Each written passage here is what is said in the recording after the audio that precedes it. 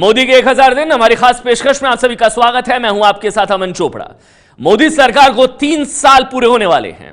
आज मोदी सरकार को 1078 दिन हो चुके हैं। देखिए 1078 दिन आज पूरे हो चुके हैं। देश की राजधानी दिल्ली उन राज्यों में से एक थी जिसमें बीजेपी को तमाम सीटों पर जीत हासिल हुई थी। जितने भी लोकसभा सांसद थे वो दिल्ली से बीजेपी के चुनकर आए थे, लेकिन 8-9 महीने बाद ही तब दिल्ली में मोदी के विजय रथ को आम आदमी पार्टी ने रोक दिया था। आम आदमी पार्टी के प्रमुख अरविंद केजरीवाल खुद अब भ्रष्टाचार के घेरे में हैं। लेकिन बड़ा सवाल यह है कि क्या 2019 के चुनाव में मोदी को टक्कर देने की हैसियत में दिख रहे हैं केजरीवाल? देखिए रिपोर्ट। काम समय सीमा में करता हूं, जितना हो सकता है ईमानदारी से कहता हूं। चुनाव में सबसे बड़ा मुद्दा था, एक तरफ ईमानदार राजनीति थी और दूसरी तरफ इन लोगों की भ्रष्ट राजनीति थी। गरीब को भी सम्मान से जीने का हक होना चाहिए कि नहीं?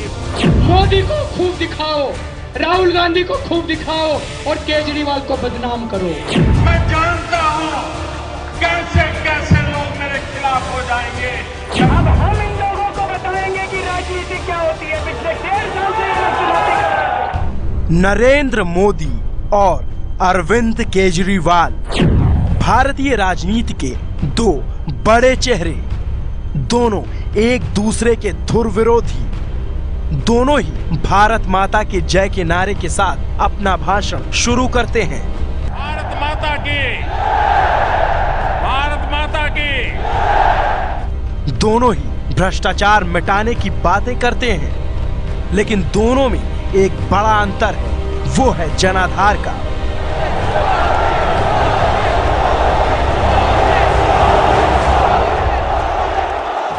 प्रधानमंत्री नरेंद्र मोदी का जनाधार शोहरत की बुलंदियों पर है, तो केजरीवाल का जनाधार लगातार घटता जा रहा है। मोदी जीत की नई नई कहानियां लिख रहे हैं, तो केजरीवाल हार का रिकॉर्ड बनाने में जुटे हैं। 2 साल का जादू कैसे फीका पड़ा और क्या मोदी के सामने आज कहीं भी टिक पाएंगे केजरीवाल? इन सारे सवालों के जवाब तलाशने से पहले केजरीवाल पर लगे सबसे ताजा आरोप को जान लीजिए। सत्येंद्र जैन जी 2 करोड़ रुपए अरविंद केजरीवाल जी को नगद देते हुए मैंने अपनी आंखों से देखा है। सत्येंद्र जैन जी ने 2 करोड़ रुपए नगद अरविंद केजरीवाल जी को मेरी आंखों के सामने दिए। मैंने अरविंद केजरीवाल जी से पूछा कि ये क्या है, तो उन्होंने जवाब देने से मना कर दिया और उन्होंने कहा कि राजनीति में कुछ बातें होती हैं जो बाद में बताई जाएंगी। मैं पूरी रात सो नहीं पाया। ये आरोप उस शख्स ने लगाए हैं जो 2 साल से केजरीवाल की कैबिनेट के सदस्य थे, जिसने आम आदमी पार्टी बनाने में अहम रोल निभाया था। केजरीवाल की आम आदमी पार्टी बनने के बाद एक नई उम्मीद का जन्म हुआ। आम आदमी पार्टी के उदय के साथ ही स्थापित राजनीति से अलग एक नई विचारधारा की राजनीति के बीजारोपण की बात कही गई। एक ऐसी राजनीति जिसको पुष्पित पल्लवित होकर एक विशालकाय वृक्ष बनना था। एक ऐसा वृक्ष जिस पर ईमानदारी की शुचिता के फल लगने थे। लेकिन एक के बाद एक लगे भ्रष्टाचार के बड़े आरोपों के बाद में अब ऐसा भी कहा जाने लगा है कि जनता की उम्मीदों के जड़ में एक मट्ठा सा घुल गया है। ये वही केजरीवाल हैं जिन्होंने मोदी के विजय रथ को दिल्ली में रोक दिया था। केजरीवाल कैसे आसमान से गिरकर जमीन पर पहुंचे हैं, उसके बारे में जानने से पहले देखिए दिल्ली की जनता इस वक्त क्या कह रही है। केजरीवाल ने किसी को भी नहीं बख्शा था। कोई भी उम्मीदवार था, मोदी हो, कोई भी किसी पार्टी का, राहुल गांधी हो, वडेरा हो, कोई हो, सबको चोर कहना, सबको ये दिखाना कि सब भ्रष्ट हैं, मैं ही सिर्फ एक ईमानदार हूँ हिंदुस्तान के अंदर। और अब जो इसके पर्चे खुल रहे हैं उसमें हमें शक पैदा होता है कि ये आदमी भी उसी कैटेगरी में है। सब में ये लगा था कि ये कुछ काम करेंगे, लेकिन इन्होंने 2 साल में अभी तक तो कुछ काम नहीं किया। सिर्फ आरोप प्रत्यारोप लगा रहे हैं, अपना कुछ काम कर नहीं रहे हैं। वजह क्या है, उन्होंने दिल्ली में ना तो कुछ काम किया है, और ये जो आरोप लग रहे हैं ये तो उन्होंने कहा था ना कि मैं मतलब सारा भ्रष्टाचार खत्म करो, ये उल्टा भ्रष्टाचार के ऊपर जा रहे हो। देखो जैसे हालात निकल गए हैं ये तो बहुत ही गलत है। केजरीवाल जी अपने आप को ईमानदार कहते थे, लेकिन अब ये बात जो अगर मिश्रा जी इल्ज़ाम लगा रहे हैं कुछ तो सच्चाई होगी और अपने उस बयान पे कायम है वो। ये वही पब्लिक है जिसने अपने वोट से 2015 में मोदी पर केजरीवाल को भारी कर दिया था। आज केजरीवाल से दिल्ली की जनता ऐसे ही नाउम्मीद नहीं हो रही। केजरीवाल सरकार पर एक के बाद एक आरोप लगते चले गए, लेकिन उसके इतर प्रधानमंत्री मोदी बेदाग रहे। सरकार के 3 साल के कार्यकाल में मोदी या उनके किसी भी मंत्री पर बड़ा भ्रष्टाचार का कोई आरोप नहीं लगा। ऐसे में अब सवाल उठने लगा है, क्या 2019 में केजरीवाल मोदी को टक्कर दे पाएंगे? क्या केजरीवाल एक बार फिर मोदी का विजय रथ रोक पाएंगे? क्या केजरीवाल विपक्ष का बड़ा चेहरा बन पाएंगे? दिल्ली की राजनीतिक नब्ज को समझने वाले तो यही कहते हैं कि केजरीवाल के लिए शायद अब उल्टी गिनती शुरू हो चुकी है। जो केजरीवाल ने 15 में किया मिडिल क्लास गरीबों का वोट, वो वापस मोदी के पास गया है इस बार।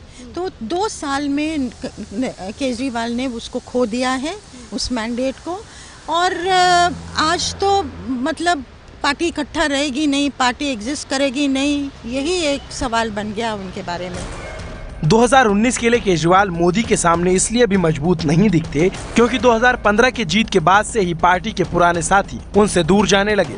योगेंद्र और प्रशांत जैसे रणनीतिकार अब उनके साथ नहीं हैं। एक के बाद एक अपने बड़े साथियों का साथ छूटने के बाद अरविंद केजरीवाल के पास सिर्फ उनका काम ही बचा था, लेकिन अरविंद केजरीवाल यहां पर भी नाकाम रहे। सकारात्मक राजनीति की शुरुआत करने का दावा करने वाले अरविंद केजरीवाल अब नकारात्मक राजनीति के प्रतीक बन गए हैं। 3 हफ्ते बाद पार्टी टूट जाती है, और जिस तरह से टूटती है, जिस तरह से कटुता सामने आती है, कहीं ना कहीं बहुत सदमा लगा था लोगों को।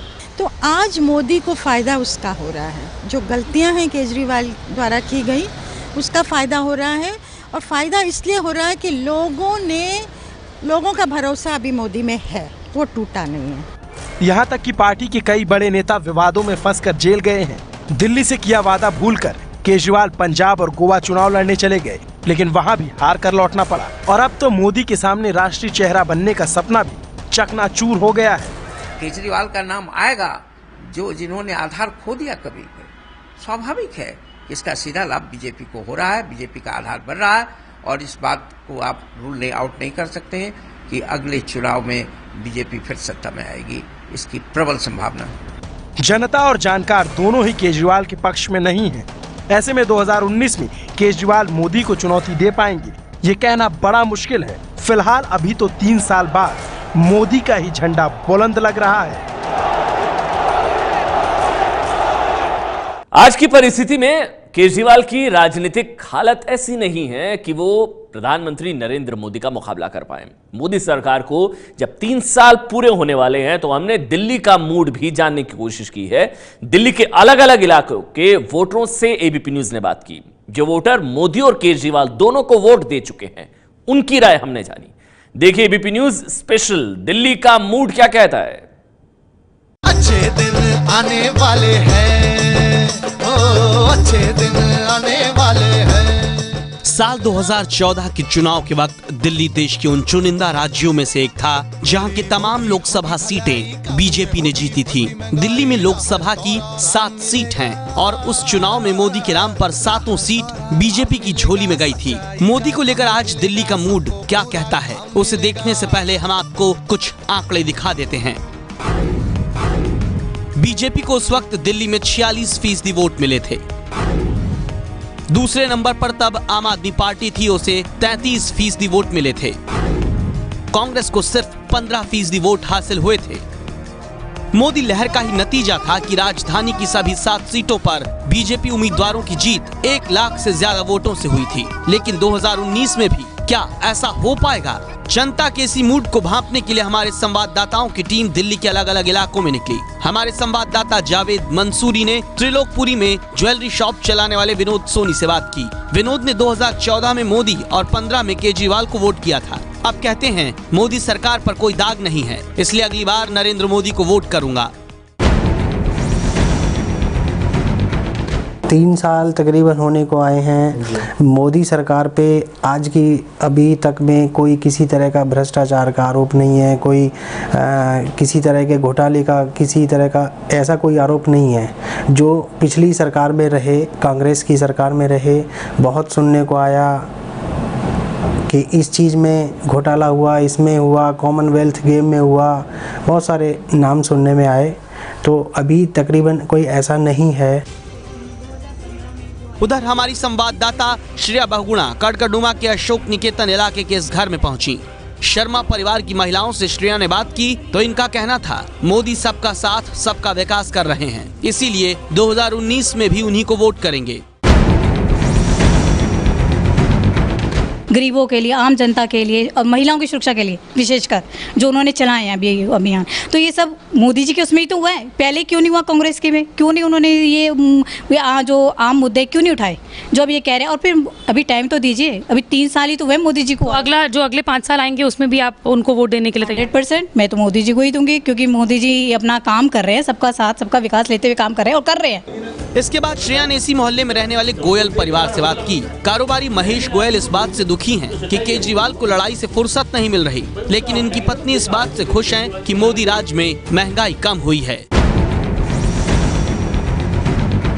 किस समय आपने किस को वोट किया है बता देंगे हमें? हाँ, लोकसभा चुनाव में हमें जो है बीजेपी को वोट किया है, मोदी जी को, और विधानसभा चुनाव में हमें जो है केजरीवाल जी को वोट किया, और अब निकाह में हमें बीजेपी को वोट किया। सर क्या रीज़न है कि आपके जो वोट हैं ये इतने बदले हैं? इसलिए बदले हैं कि एक्चुअल में क्या है, केजरीवाल जी से कुछ उम्मीदें थी कि वो कुछ अच्छा करेंगे, नए हैं, अन्ना जी के साथ रहे हुए हैं, कुछ अच्छा करके दिखाएंगे, दिल्ली को डेवलप करके दिखाएंगे। इन्होंने तो कूड़े के ढेर में कन्वर्ट कर दिया दिल्ली को। आपस में लड़ाइयों से इनको चैन नहीं है। किचन का बजट है अभी मेंटेन है, पहले बढ़ गया था, कांग्रेस के टाइम में बहुत बढ़ गया था, हर चीज़ महंगी थी, तो अभी स्टेबल है। अच्छा, अभी स्टेबल है। प्रधानमंत्री मोदी को आप देख रही हैं दोबारा एक प्रधानमंत्री बनते? बिल्कुल देख रहे हैं, बिल्कुल देख रहे हैं। दिल्ली के लोगों का मूड बता रहा है कि मोदी की लहर बरकरार है। शायद यही वजह है कि पिछले महीने एमसीडी के चुनाव में भी नरेंद्र मोदी का जलवा दिखा। 270 वार्ड में से बीजेपी 184 में जीत गई। आम आदमी पार्टी को सिर्फ 47 सीटों पर कामयाबी हासिल हुई। कांग्रेस 30 वार्ड में सिमट गई थी। खास बात यह है कि इस चुनाव को बीजेपी ने मोदी के चेहरे के भरोसे लड़ा था। बीजेपी कह रही है कि मोदी नाम पर लोगों का विश्वास जम चुका है और जिसका फायदा पार्टी को मिल रहा है। देखिए, 3 वर्षों में जनता को विश्वास हो गया कि नरेंद्र मोदी जी ने जो जो कहा या तो मैक्सिमम कर दिया या तो करने की दिशा में अग्रसर हैं, नहीं तो उसको करने के लिए पूरा प्रयास कर रहे हैं। ये होता है विश्वास जो 3 साल में नरेंद्र मोदी जी के प्रति इस देश का जमा है, मोदी सरकार के प्रति। एक्सपर्ट भी मानते हैं कि मोदी पर दिल्ली वालों का भरोसा जम गया है और केजरीवाल जो गलतियां कर रहे हैं बीजेपी उसका फायदा उठा रही है। मोदी से जो अपेक्षाएं हैं उसकी वजह से डाला है। इतना खराब रिकॉर्ड था तीनों एमसीडीज का, आप भी जानती हैं, मैं भी जानती हूँ, दिल्ली वालों को पता है, फिर भी दिया है, फिर भी अपना कॉन्फिडेंस दिया है।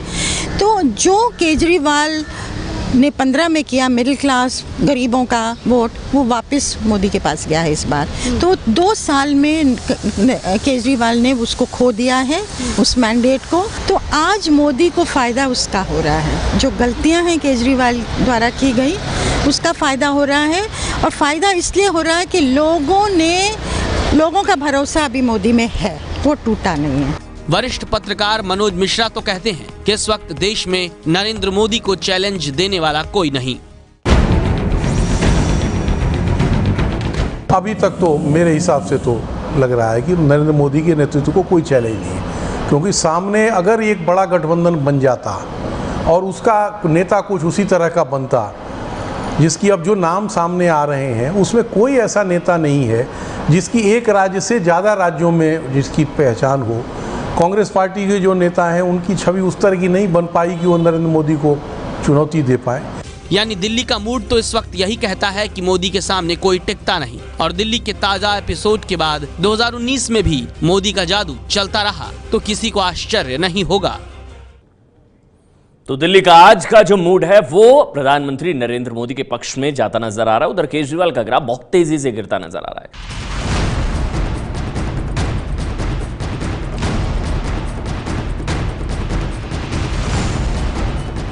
ये है एबीपी न्यूज आपको रखे आगे।